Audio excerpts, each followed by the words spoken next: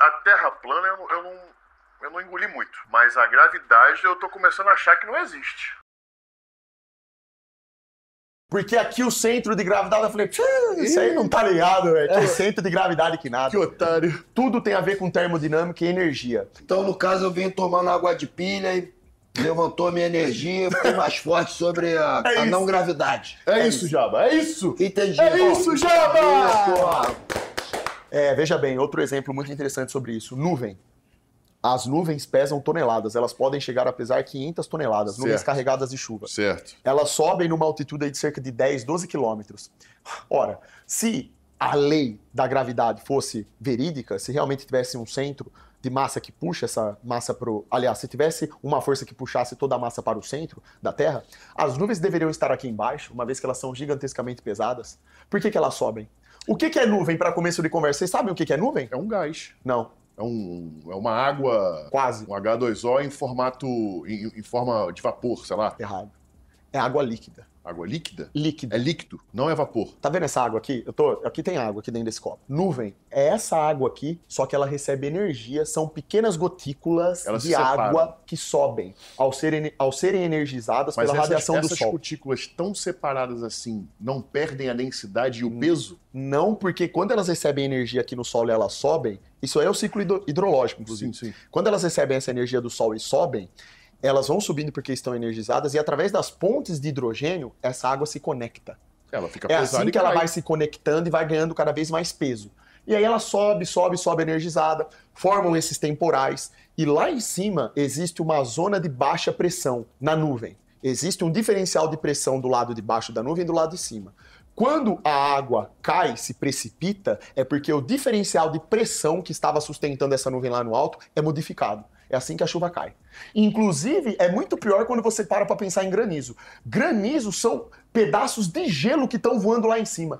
Como que você pode imaginar que você tem uma força chamada gravidade que não é nem provada, que atrai tudo para o centro da Terra, e você tem pedaço de gelo voando a 10 km de altitude da sua cabeça? Faz sentido isso? E para chegar aqui pequeno, imagina o tamanho da pedra que caiu, né? Pois é muito interessante isso, né? E aí, claro... Não são as cutículas de água que criam densidade suficiente numa temperatura muito baixa, que se congelou lá em cima e por conta do congelamento ela já desceu porque ela já aumentou a densidade dela? Não, é tudo por questão de fator de diferencial de pressão. A água, ela vai passando por processos mutáveis lá, que ela pode sair do estado líquido e virar o estado sólido, que seria o gelo, né? E quando esse diferencial de pressão ocorre, cai. É só pesquisar, isso tudo tá na internet, não sou eu que tô falando, não. O peso das nuvens que eu tô falando, a questão da zona de baixa pressão que sustenta a nuvem no alto, tudo isso. O grande malabarismo é que, quando uma pessoa que defende a gravidade, que acredita na gravidade, ela vai discutir sobre isso, ela diz assim, mas aí acontece que existe um equilíbrio entre a gravidade e a pressão, a zona de pressão que é criada lá em cima. Só que, por favor, isso, né, é até quase que um sofisma, isso não responde a pergunta, porque, primeiro de tudo, se a gravidade realmente existe, não era nem para uma gota de água, que claramente é mais pesada do que o ar à nossa volta, subir. Eu tô falando de água voando em cima da sua cabeça. Isso é loucura, você pensar que isso acontece. Quando você olha para uma nuvem, você tá vendo gotas de água que estão conectadas umas às outras, voando. Estado líquido. Líquido. Agora eu me convenci. Não existe gravidade.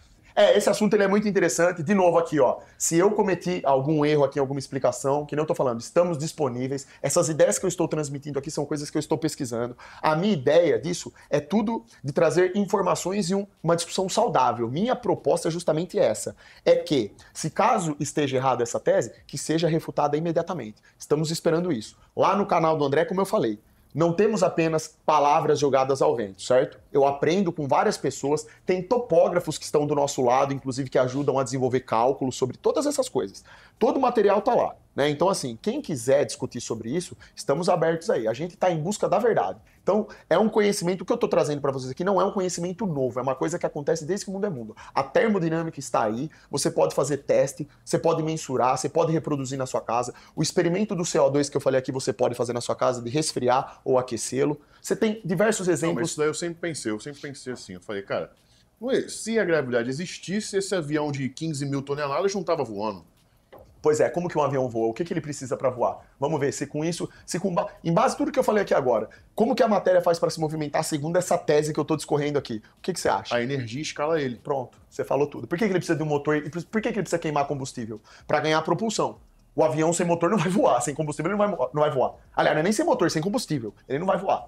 Ele precisa da queima do querosene para gerar essa propulsão que vai manter ele lá no alto. A questão é, quando ele chega lá no alto, aí tem outros fatores que envolvem. Você tem, de novo, a questão da pressão debaixo da asa e a pressão em cima da asa. E quando chega lá no alto, o avião, ele plana. Aerodinâmica. E a aerodinâmica, por isso que ele tem aquele desenho que imita o desenho de um pássaro. Ele não foi construído daquela forma por acaso, né?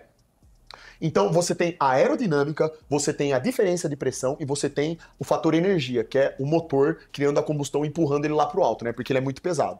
É assim que basicamente ele fica lá. Qual outra dúvida teria em relação a isso? Mas isso. você sabe que o Trunks ele só venceu a gravidade depois que ele virou alienígena, né? Como é que você explica isso? É isso. Talvez precise esperar, então, um alienígena surgir pra falar que, o Xandão tem razão. Ele tem razão todo esse tempo. Então, aí, se for esperar isso acontecer, né? Aí, ele não vai ficar esperando sentado. Mas Uma coisa que a gente pode esperar é começar essas excursões da SpaceX, do Elon Musk, pra tu ir lá na nave dele e partir pra passar da atmosfera. Mas eu não vou numa nave daquela nem que você me pague 1 bilhão. Que isso, Xandão? Aquilo lá é você correr pra morte de braço aberto. Vários casos relatados, inclusive quem quiser pesquisar, a NASA fazendo experimentos de levar seres humanos aí para o espaço, foguete que explodiu e tirou vidas. Isso daí é extremamente perigoso. O próprio Serjão, eu acho, não tem coragem de entrar num foguete. Não, mas calma aí. Vamos esperar a tecnologia estar o suficiente para isso ser seguro. Em 1969, onde você tinha um computador que era do tamanho dessa sala, um computador que demorava meia hora para somar 2 × 2, os caras falaram para você que miraram um foguete daqui e mandaram para a Lua. Hoje, em 2025, era pra você ir pra Lua de patinete. Era pro seu patinete energizado te levar pra Lua. Aí você tem um ponto. Claro que tem um ponto, é uma coisa lógica. Como que ninguém pensa nisso? Em 1969, a tecnologia era pífia. Uma calculadora. Como que você pode acreditar que o ser humano pisou na Lua com a tecnologia de uma calculadora? E hoje, em 2025, eles falam assim, perdemos a tecnologia pra ir pra Lua. Sabe o que é? Eles não sabem mais fabricar o uniforme certo. Sempre tem uma desculpa ridícula. A ida à Lua, 1969, tem mais a ver com geopolítica e dominância, poder. Tem a ver com poder. Os Estados Unidos queriam, basicamente, mostrar quem que mandava no pedaço. Eles queriam vencer a corrida espacial. A União Soviética, inclusive, era muito mais avançada do que os Estados Unidos nesse quesito. Eles mandaram até uma cadela para a estratosfera, a Laika, não lembro o nome. Mandaram uma cadela lá. Foi o máximo que conseguiram. E já foi um procedimento extremamente complicado. A cachorra, inclusive, morreu, eu acho. Acho que morreu. E, milagrosamente, depois de um tempo, o homem americano pisou na Lua. E só ele cravou a bandeira lá na Lua. Só ele é foda, né? O monopólio da Lua é dos Estados Unidos. E nunca mais ninguém voltou lá, né? Não volta. E pior, na hora que o módulo lunar tava saindo, que eles estavam indo embora da Lua, o cameraman ficou lá filmando e ficou na Lua. Tá lá na filmagem também. Esqueceram o câmera na Lua. Porque eles mostram isso, né? O módulo lunar indo embora. Que é ridículo, parece cena de Chapolin Colorado, aqueles efeitos patéticos. Mas será que ele não foi, depois voltou pra buscar o cara, só pra fazer a cena da nave saindo? Só o procedimento de um módulo lunar daquele, levantar aquele voo, sair da Lua, já é uma coisa extremamente complexa, é difícil. Não é assim, não.